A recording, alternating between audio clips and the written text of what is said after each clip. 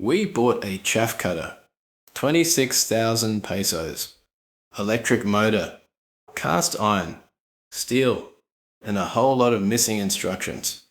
You put it together yourself. If you are feeding goats on cut and carry in the Philippines, you might need one too. Not because assembly was fun, because of what happened when the goats hit the chopped sorghum. Here is the problem we are solving. On a terrace farm, fodder is the factory. We cut grass. We carry it. We feed goats. And when you hand them long leaves and thick stalks, they waste a lot. They pick. They leave stems. Labor goes in. Feed value walks off the plate. So we bought a machine to chop it small. A Yamada chaff cutter. Model GCC600. What is a chaff cutter simply? Think of it like a hungry mouth with spinning knives. Grass goes in the front. 2 spring-loaded rollers grab it and pull. 4 rotary blades spin. They do 2 jobs at once. They chop the grass and they push air so the chopped chaff flies out the back chute. Rollers feed. Blades cut. Air throws. That is the whole trick.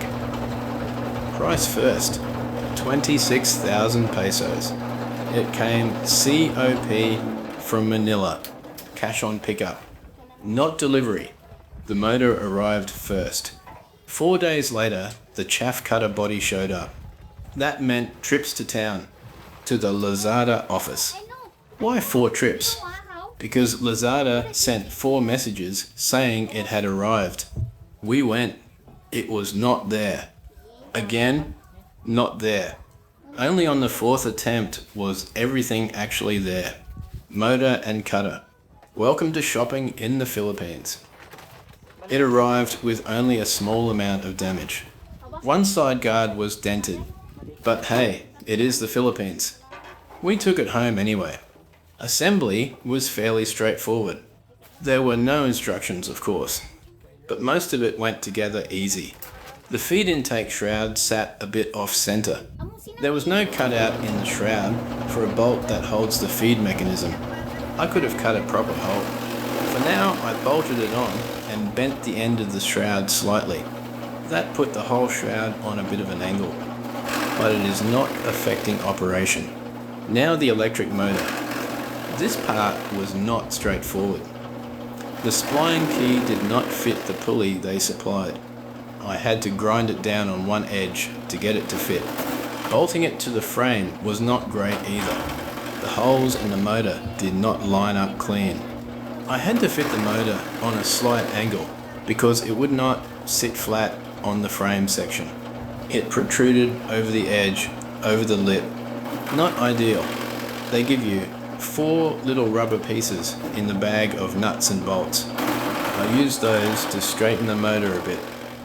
The motor came with the 2 belts needed. Those fitted quite well. Belt tension is just pushing the motor toward the edge of the frame. It did not come with a plug. If you buy the electric version, bring your own cord and plug. I also had to reverse the motor direction. That is done by swapping the brass connectors on the start windings. To be fair, there were hieroglyphic instructions for that part. Quick notes on build quality. Cast iron gearing. Cast iron front feeder rollers. Lots of steel angle. Pressed sheet metal on the outside. Sealed roller bearings, so not much maintenance there. We greased the gears with graphite grease before the first run. Safety. Listen carefully. Those front rollers are spring-loaded. They grab grass hard and they keep pulling. You do not want your hand in there. If those rollers catch you, they will not release. Nothing stops you putting a hand in the intake, so keep your hands clear. There are also no proper guards on the output chute or the belts. Be careful if you get one. So, did it work?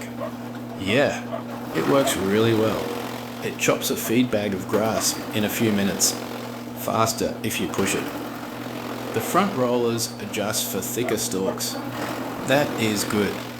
We have only cut sorghum with it so far. And here is the twist. Our flowering sorghum is wet. Juicy.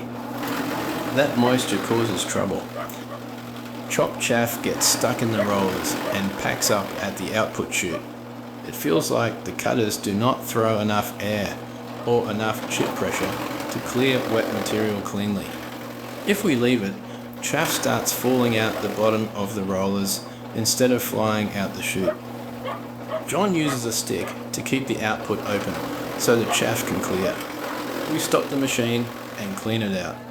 Not a huge disaster. If we are cutting a goat meal, we might clean once to get half a bag through. I think drier material will run cleaner. Wet flowering sorghum is the stress test. So what do the goats think? They love it. We mix in a touch of molasses, and they eat every last piece.